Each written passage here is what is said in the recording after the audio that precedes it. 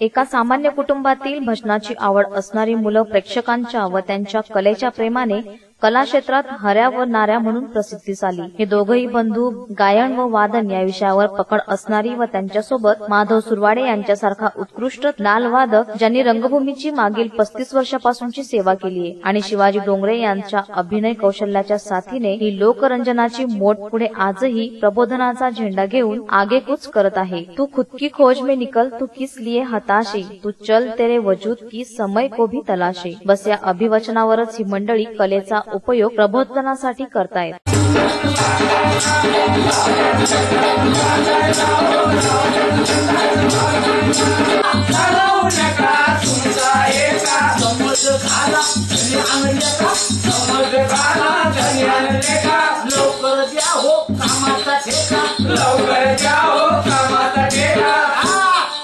नारायण लागेल वंदायला हो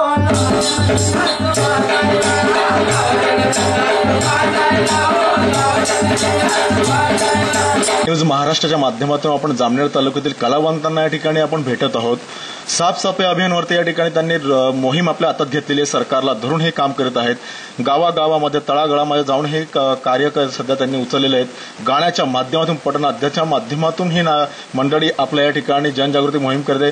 आज न्यूज महाराष्ट्र माध्यमाच्या या प्लॅटफॉर्मवरती आपण त्यांना आमंत्रण केलेलं आहे। आपण त्यांच्याकडे जाणून घेणार आहेत की नेमकं यामागचं भूमिका काय, किती वर्षापासून ते कलागुण या ठिकाणी जोपासलेली।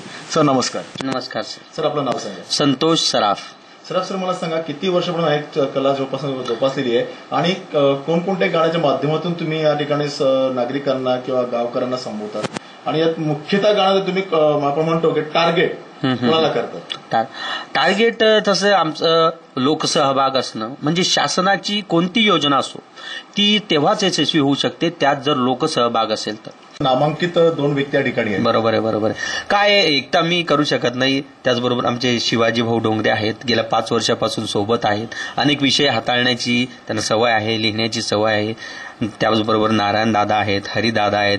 हऱ्या नाऱ्या म्हणून संपूर्ण महाराष्ट्रामध्ये गेल्या 30 ते 35 वर्षापासून जे प्रसिद्ध असलेले आहेत ते आहेत। त्याचबरोबर सर्वात ज्येष्ठ कलावंत आमचे माधव दादा सुरवाडे, त्यांनी म्हणजे वयाची 35 वर्ष आपले कला क्षेत्रामध्ये वादन क्षेत्रामध्ये घातलेली आहेत।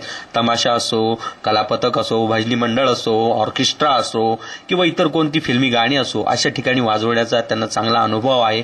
तरी सुद्धा ही एवढी मोठी कलावंत मंडळी आज या रस्त्यावर येऊन, रस्त्यावरच्या व्यासपीठावर येऊन एक जनजागृतीसाठी प्रयत्न करते आणि ती माझ्यासारख्या छोट्याशा कलावंतांबरोबर, तर मला खूप अभिमान वाटतो की या लोकांचा ही मंडळी माझ्याबरोबर काम करत आहे। काय सरकारकडून तुम्ही कलावंत काय अपेक्षा करता? सरकारकडून एक अपेक्षा करतो की आमच्या ज्येष्ठ कलावंतांच्या ज्या मानधनाच्या समस्या आहेत ज्यांच्यासारख्या त्या सुटल्या जाव्यात। दुसरी गोष्ट, जी युवा कलावंत आता नव्या पद्धतीने घडावीत, तर त्यासाठी काही नवीन उपक्रम सांस्कृतिक मंत्रालयाच्या वतीने आपण शासनाने जर शासन दरबारी हा निर्णय घेऊन जर आणले तर नक्कीच नवनवीन कलावंत घडतील, दर्जेदार कलावंत घडतील आणि एक जनजागृतीची चळवळ एक व्यापक मोठ्या अर्थाने सुरू होईल। जोडी जमली म्हणजे आम्ही दोघं सख्खी भाऊ। अच्छा।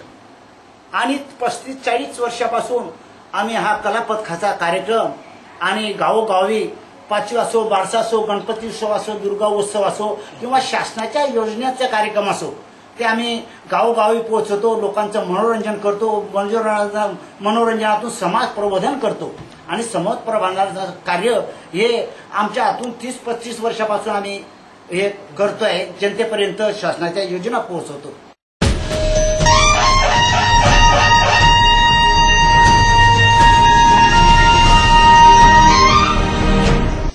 जागृत नागरिक, सुरक्षित शहर। आपल्या आसपास होणाऱ्या सर्व घडामोडी कैद करा आपल्या अँड्रॉइड मोबाईल मध्ये आणि पाठवा आम्हाला। आम्ही आपल्या सर्व घडामोडी आमच्या न्यूज महाराष्ट्राच्या बुलेटिन मध्ये फ्लॅश करू। सोबत पाठवा आपले नाव आणि परिसराचे नाव। आमचा व्हॉट्सअप क्रमांक आहे 9890952148, 9371193312 आणि 942108178161। न्यूज महाराष्ट्र सदैव आपल्या सोबत। रहा कनेक्टेड न्यूज महाराष्ट्राशी केव्हाही कुठेही. युट्यूबवर सबस्क्राईब करा न्यूज महाराष्ट्र या पेजला आणि पाहत राहा न्यूज महाराष्ट्राच्या घडामोडी. न्यूज महाराष्ट्र सदैव आपल्या सोबत. भारिप बहुजन महासंघ जळगाव महानगर कार्यकारिणीची नियुक्ती दिनांक 2 ऑक्टोबर रोजी करण्यात आली. या नियुक्ती करतेवेळी जिल्हा अध्यक्षा चारुताई सोनवणे, महानगर अध्यक्ष शेख शफी, जिल्हा उपाध्यक्ष राजेश निकम, जिल्हा संघटक विनोद भैया तसेच युवा कार्यकर्ते समाधान निकम व इतर कार्यकर्ते उपस्थित होते.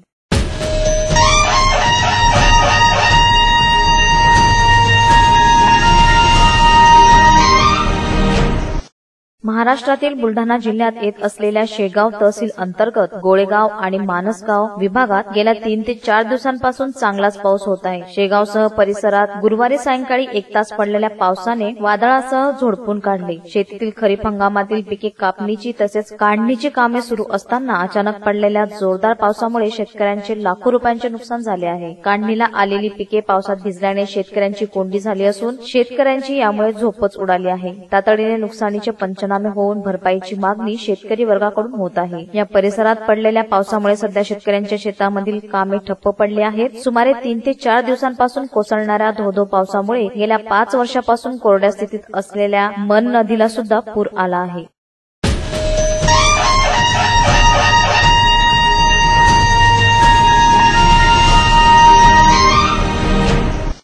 भुसावळ तालुक्यातील कंडारी येथे गांधी जयंतीनिमित्त ग्रामपंचायत चौकात ग्रामसभेचे आयोजन करण्यात आले होते. मात्र यावेळी ग्रामसेवकानेच दांडी मारल्यामुळे विषयाचे वाचन तरी कोण करणार, या ग्रामस्थांच्या समस्या कोण ऐकून घेणार असा प्रश्न उपस्थित करण्यात आला. यामुळे संतप्त झालेल्या ग्रामस्थांनी सभेवर बहिष्कार टाकण्याचा निर्णय घेतला. ग्रामस्थांनी येथून माघारी परतल्याने ग्रामपंचायत प्रशासनास नाईलाजास्तव ही ग्रामसभा तहकूब करावी लागली. ही ग्रामसभा येत्या 9 तारखेला पुन्हा घेण्यात येणार आहे. गावाला कायमस्वरूपी ग्रामसेवक मिळत नसल्यामुळे यावेळी ग्रामस्थांमध्ये तीव्र संताप व्यक्त होत असल्याचे दिसून आले. कंडारी गावाला कायमस्वरूपी ग्रामसेवक मिळत नसल्याने अनेक समस्या कायम आहेत. याबाबत ग्रामस्थांमध्ये असलेला संताप लक्षात घेता प्रशासन काय भूमिका घेते याकडे आता सर्वांचेच लक्ष लागलेले आहे. आज या ठिकाणी ग्रामसभा ही तहकूब करण्यात आली, याच्या मागचा हेतू काय, कारण काय? काय कारण त्यांना म्हणजे ग्रामसेवक इथे हजर नाही आहे.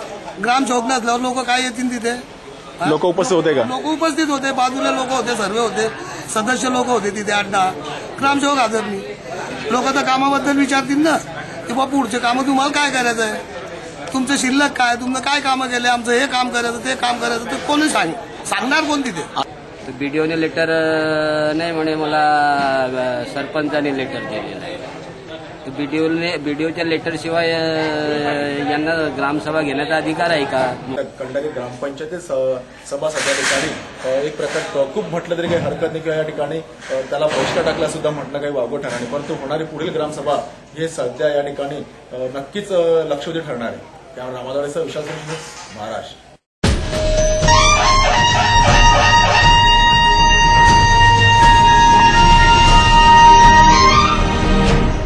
जागृत नागरिक सुरक्षित शहर. आपल्या आसपास होणाऱ्या सर्व घडामोडी कैद करा आपल्या अँड्रॉइड मोबाईल मध्ये आणि पाठवा आम्हाला. आम्ही आपल्या सर्व घडामोडी आमच्या न्यूज महाराष्ट्राच्या बुलेटिन मध्ये फ्लॅश करू. सोबत पाठवा आपले नाव आणि परिसराचे नाव. आमचा व्हॉट्सअप क्रमांक आहे 9890952148, 9371193312 आणि 9421081786 न्यूज महाराष्ट्र सदैव आपल्या सोबत.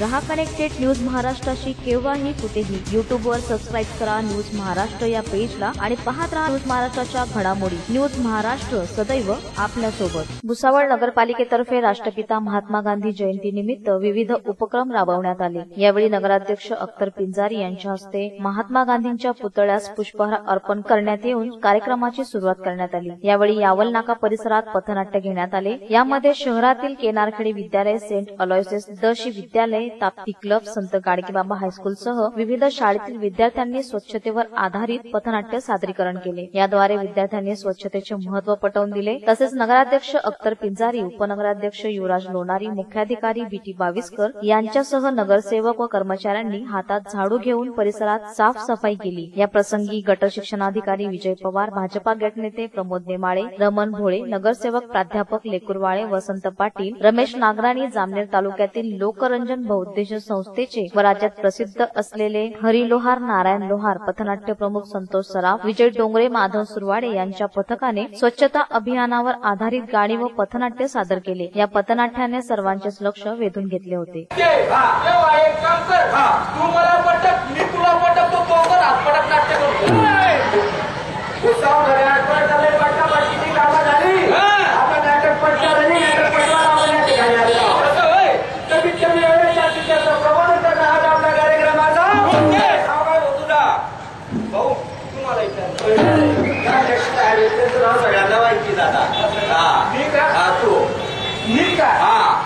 आजपासून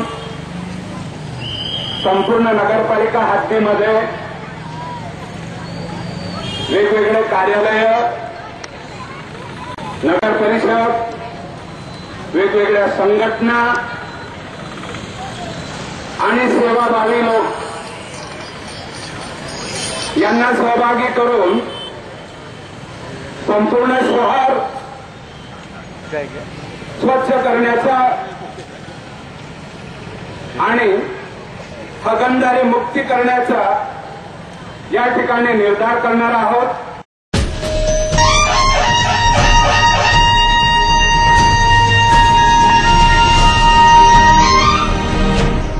सरकार कायदा करण्यात जाणीवपूर्वक टाळाटाळ करत असून माध्यमांची मुस्काटदाबी करण्याचा नवा ट्रेंड महाराष्ट्रात सुरू झाला आहे. गत 8 महिन्यात बलात्कार, विनयभंग, अॅट्रॉसिटी, खंडणीचे 33 गुन्हे पत्रकारांवर झालेले आहेत. त्यासाठी पत्रकारांना संरक्षण देण्यासाठी कायदा करण्यात यावा यासाठी संपूर्ण राज्यात निर्धार मोर्चा काढण्यात आला. त्याचप्रमाणे नांदेडमध्येही निर्धार मोर्चाचे आयोजन करण्यात आले होते. या मोर्चामध्ये जिल्हा मराठी पत्रकार संघ, प्रेस फोरम, पत्रकार प्रेस परिषद आदी जिल्ह्यातील सर्व शहरातील 16 तालुक्यातील सर्व स्तरांवरील पत्रकार मुसळधार पावसातही मोर्चात सामील झाले होते. यावेळी जिल्हाधिकारी सुरेश काकानी यांना निवेदनही देण्यात आले. महात्मा गांधी यांच्या पुतळ्याजवळ या मोर्चाची सांगता झाली. माननीय मुख्यमंत्री फडणवीस यांनी गेल्या 1.5 वर्षापूर्वी पत्रकारांना पेन्शनचा प्रश्न आम्ही सहानुभूतीपूर्वक सोडू असं सांगितलं, पण सहानुभूती आतापर्यंत आली नाही. 1.5 वर्ष झाले या गोष्टीला. पत्रकारावर हल्ले व्हायलेत. आमच्या 2 प्रमुख मागण्या आहेत. हल्ला विरोधी कृती समितीचे आमचे एस एम देशमुख साहेब आहेत, त्यांच्या नेतृत्वाखाली हा मूक मोर्चा आहे आणि संरक्षण कायदा व्हावा. आणि दुसरी गोष्ट सगळ्यात महत्वाची, ज्येष्ठ पत्रकारांना पेन्शन मंजूर करण्यात यावं याच्यासाठी आम्ही सगळे बांधव जमलो आहोत. पत्रकारांवर होणारे वाढते हल्ले रोखण्यासाठी पत्रकार संरक्षण कायदा करावा, राज्यातील ज्येष्ठ पत्रकारांना पेन्शन योजना लागू करावी आदी मागण्याच्या संदर्भामध्ये पत्रकार हल्ला विरोधी कृती समिती महाराष्ट्र यांच्या वतीनं महाराष्ट्रामध्ये आज प्रत्येक जिल्ह्यामध्ये मूक मोर्चाचं आयोजन करण्यात आलेलं आहे. याच पार्श्वभूमीवर नांदेड जिल्ह्यात देखील आज पत्रकार हल्ला विरोधी कृती समितीच्या वतीनं मूक मोर्चाचं आयोजन करण्यात आलेलं आहे. या मूक मोर्चामध्ये नांदेड जिल्ह्यातील सर्व पत्रकार संघटना सहभागी झालेल्या आहेत. हा मोर्चा दुपारी 1 वाजता डॉक्टर आंबेडकर यांच्या पुतळ्यापासून महात्मा गांधी यांच्या पुतळ्यापर्यंत जाणार आहे. महाराष्ट्रामध्ये गेल्या कित्येक वर्षापासून पत्रकारांची मागणी होती. पत्रकारांची विविध मागण्या होत्या, पण महाराष्ट्र शासन पत्रकारांच्या मागण्याकडे लक्ष देत नव्हते.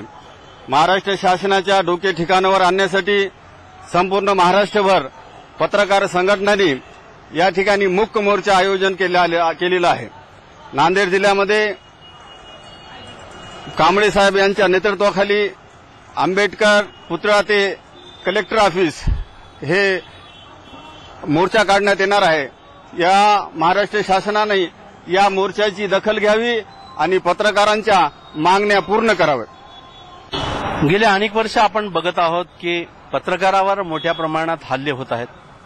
पत्रकारावर जाणून बुजून आकस बुद्धीनं खोटे गुन्हे दाखल करून वेगवेगळ्या प्रकरणामध्ये गुंतवायचं, खंडणीच्या प्रकरणात गुंतवायचं, गावातली कुठली प्रकरणं असतील त्याचा फायदा घ्यायचा आणि त्याच्या समोरच्या दुश्मनाला समोर घेऊन विशेषतः ग्रामीण भागामध्ये हे प्रकार मोठ्या प्रमाणात होत आहेत आणि ग्रामीण भागातील पत्रकारांना तिथे जगणं असह्य झालंय. हे वारंवार आम्ही सरकारला सांगतोय. सरकारला सांगून सरकारला जाग आलेली नाही. थातरू मात्र कुठली तरी समित्या नेमायच्या, नारायण राणे समिती नेमायची, कोणातरी माझ्या अध्यक्षाला नेमायचं, काहीतरी 6-6 महिन्यात अहवाल देतो म्हणून वेळ मारून यायची. प्रत्येक अधिवेशनाच्या वेळेस हेच झालेलं आहे. नागपूरचं अधिवेशन येवो का अर्थसंकल्पीय अधिवेशन यावं की राज्याचं दुसरं हिवाळी अधिवेशन यावं, या सगळ्या वेळी सरकारनं पत्रकारांना उल्लू बनवलेला आहे आणि हा अतिरेक झालेला आहे आणि हा उद्रेक म्हणून आजचा हा मोर्चा आहे. संबंध महाराष्ट्रात एकाच वेळी एकाच ठिकाणाहून हा मोर्चा जवळपास 150 ठिकाणाहून हे मोर्चे निघणार आहेत. जिल्ह्याच्या ठिकाणाहून तर निघणारच आहेत, पण फलटण सारख्या शहरामधून, केज सारख्या शहरामधून, महाराष्ट्रातल्या वेगवेगळ्या तालुक्याच्या मोठ्या तालुक्यांच्या ठिकाणाहून हे मोर्चे निघणार आहेत. बार्शीला देखील आज मोठा मोर्चा निघत आहे. या सगळ्याचा हा उद्रेक पत्रकारांचा झालेला आहे. आमची संख्या या दृष्टीने या जिल्ह्याच्या ठिकाणी जरी कमी असली तरी एक पत्रकार हा संबंध तालुक्याचं नेतृत्व करत असल्याने आणि त्या भागाचं नेतृत्व करत असल्याने हा आवाज महाराष्ट्राच्या विधानसभेपर्यंत, मुख्यमंत्र्यांच्या कानापर्यंत जाऊ द्यावा, यासाठी हा विराट मोर्चा आम्ही या ठिकाणी आयोजित केलेला आहे. मराठवाड्यामध्ये त्याचप्रमाणे आपल्या नांदेड जिल्ह्याने नेहमीच ऐतिहासिक मोर्चाची परंपरा, कुठल्याही मोर्चाची परंपरा कायम ठेवलेली आहे. नांदेडचाही मोर्चा ऐतिहासिक होणारच आणि आमच्या मागण्या आम्ही पदरात पाडून घेणारच. आपण पत्रकारिता जिल्ह्यामध्ये अत्यंत वाखाणण्याजोगी आहे, शांततेची आहे आणि अहिंसावादी आहे. त्यामुळे असंच आपण करू शकतो. आपल्या जिल्ह्यामध्ये सुदैवाने एखादी घटना असेल तर ती सर्वपणे सामंजस्य, प्रत्येकाच्या सामंजस्य आहे, पत्रकारिता आहे. 4 स्तरावर आपण जे म्हणतो ते 40 स्तरामध्ये सामंजस्य आहे. कुठेही आपल्याला असं अजून आलेल्या झालेला किंवा अन्याय झालेला, तरी पण आपल्या स्थानिक किंवा काही दुसऱ्या ज्या मागण्या असतील त्या सुद्धा आपण निश्चितपणे आणि देखील आज पण यशस्वी उद्या प्रयत्न करतो.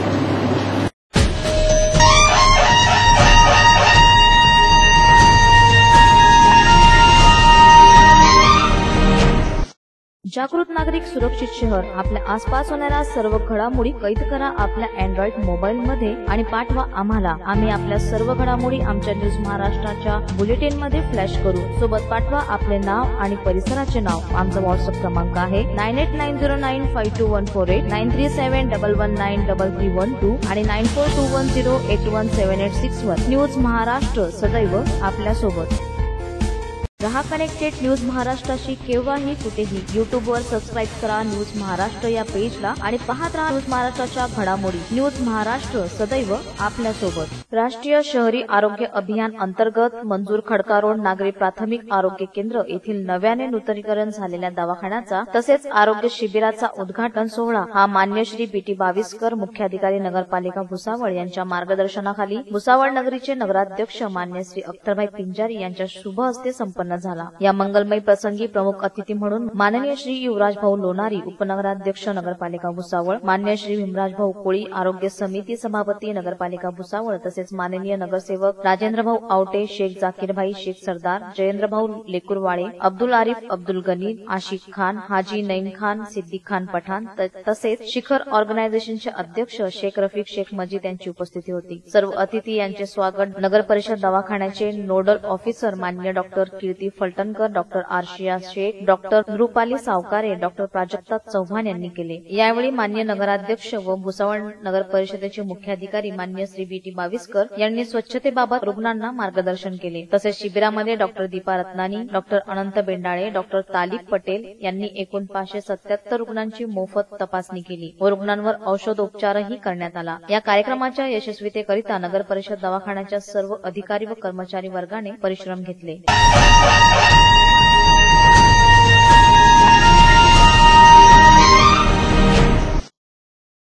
भुसावळ येथील नॉर्थ कॉलनी येथे सहारा दवाखान्यात डॉक्टर इम्रान यांनी 2 ऑक्टोबर रोजी उरी हल्ल्यात शहीद झालेल्या जवानांना श्रद्धांजली अर्पण केली. यावेळी रक्तदान शिबिराचेही आयोजन करण्यात आले होते. कार्यक्रमाचे उद्घाटन माननीय श्री RN सरकाटे साहेब, मंडळ सुरक्षा आयुक्त भुसावळ मंडळ यांच्या हस्ते करण्यात आले. या कार्यक्रमास उत्स्फूर्त प्रतिसाद लाभले असून 68 लोकांनी रक्तदान केले आहे. या कार्यक्रमात संदेश भाऊ सुरवाडे, गणेश जाधव, शाकीर सेठ, मुन्सफ अली, अकबर सर, हकीम चाचा, बाळूभाऊ सोनवणे, इरफान काझी, राजेश डोंगरे, तौसिफ खान, जागीरभाई, राशिद शेख आदी मान्यवरांची उपस्थिती लाभली. सहारा दवाखाना भुसावळ व सहकार्य बहुउद्देशीय संस्था यांच्या संयुक्त विद्यमानाने या कार्यक्रमाचे आयोजन करण्यात आले होते. यावेळी doctor Irfan Khan, doctor Imran Khan, doctor Bibi Zainab Khan यांनी विशेष परिश्रम घेतले. Ekta foundation, A to Z caterers यांचे सहकार्य या कार्यक्रमास लाभले.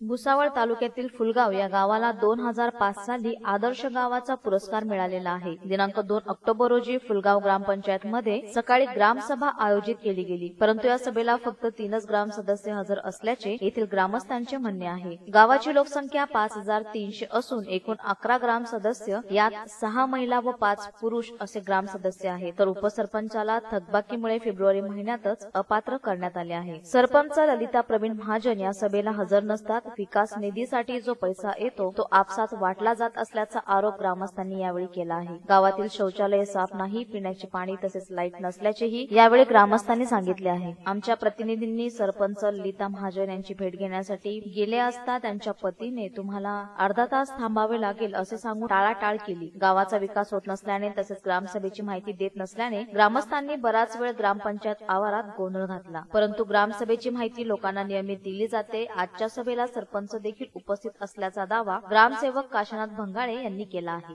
काय झालं? आजची सभा आपली 8:30 वाजता होती. 8:30 वाजल्यापासून लोक सुरू झाले यायला. 1 तासपर्यंत आपण वाट पाहिली. 1 तासामध्ये लोक काही आले नाही. सभा सरपंच साहेब, मेंबर साहेब, हे सर्व काही अधिकारी, कृषी अधिकारी हे सर्व मिटिंगला आले होते. त्या टायमाला गावातील लोक नसल्या कारणामुळे सभा 34 लोकांच्या सह्या झालेल्या होत्या. 34 लोकांच्या सह्यावर सभा तहकूब करण्यात आली. ग्रामपंचायत बरखास्त करावी, कारण की या ग्रामपंचायतीने गावाचा कुठलाच विकास केलेला नाही. साधारण माणसांना तर काहीच मिळत नाही. जे त्यांच्या हाताखालचे, जे त्यांचे पुढारी आहेत त्यांचेच कामं होतात. फक्त खरोखर गरजवंताचं एकही काम या गावात आजपर्यंत झालेलं नाही. चौकशी करावे. धान्यामध्ये काळा बाजार आहे, रॉकेलमध्ये काळा बाजार आहे, घरकुलामध्ये काळा बाजार आहे. सामान्य माणूस जाईल कोणाकडे? हे आदर्श गाव म्हणून आहे आणि मिटिंग होता, लोकांना माहिती पडत नाही. काय विषय घेता माहिती पडत नाही. आणि आता संडास एवढं पॅक झाले आणि एवढा वास येतोय, तिकडे सगळे गोरगरीब राहतात, तर त्यांना किती त्रास होत आहे. त्यांनी एकाने मेंबराने फिरून पाहिलं नाही की सरपंचाने फिरून पाहिलं नाही. ग्रामसेवक तर कधी दिसतच नाही. तर आता आमचं असं म्हणणं आहे की त्यांनी आज 2 ऑक्टोबर ग्रामसभा असल्यामुळे सगळ्या लोकांचा विषय असतो की मांडतात त्या ग्रामसभेमध्ये आणि ते विषय तर त्यांना घ्यायलाच लागतात. तर त्यांनी ते विषय घ्यायसाठी आम्ही आज मिटिंगला इथे आलो. तर हे म्हणतात की तहकूब झाली. इथे कोणीही हजर नव्हते. आम्ही 8:30ला इथे हजर झाले होते आणि 8 वाजता सगळे अर्धे लोक 8 वाजता आले. 8:30ला आम्ही इथे आलो. तेव्हा कोणीही मेंबर नव्हते. 2 मेंबर होते आणि 1 ग्रामसेवक. आणि आता हे म्हणतात की तहकूब केली. जागृत नागरिक सुरक्षित शहर. आपल्या आसपास होणाऱ्या सर्व घडामोडी कैद करा आपल्या अँड्रॉइड मोबाईल मध्ये आणि पाठवा आम्हाला. आम्ही आपल्या सर्व घडामोडी आमच्या न्यूज महाराष्ट्राच्या बुलेटिन मध्ये फ्लॅश करू. सोबत पाठवा आपले नाव आणि परिसराचे नाव. आमचा व्हॉट्सअप क्रमांक आहे 9890952148, 9371193312 आणि 9421081781. न्यूज महाराष्ट्र सदैव आपल्यासोबत. महाराष्ट्राशी केव्हाही कुठेही. युट्यूबवर सबस्क्राईब करा न्यूज महाराष्ट्र या पेजला आणि पाहत राहा न्यूज महाराष्ट्राच्या घडामोडी. न्यूज महाराष्ट्र सदैव आपल्यासोबत. परमपूज्य संत श्री आसारामजी बापू यांचा आत्मसाक्षात्कार दिन अतिशय उत्साहात साजरा करण्यात आला. आसारामजी बापू यांच्या आत्मसाक्षात्कार दिनानिमित्त भुसावळ येथील त्यांच्या आश्रमामध्ये साधू कृष्ण भवन यांच्या सत्संगाचा कार्यक्रम आयोजित करण्यात आला होता. या कार्यक्रमामध्ये भुसावळ पंचकोशातील असंख्य भाविकांनी फार मोठ्या संख्येत उपस्थिती दर्शवली. सत्संगानंतर या ठिकाणी महाप्रसादाचे देखील वितरण करण्यात आलं.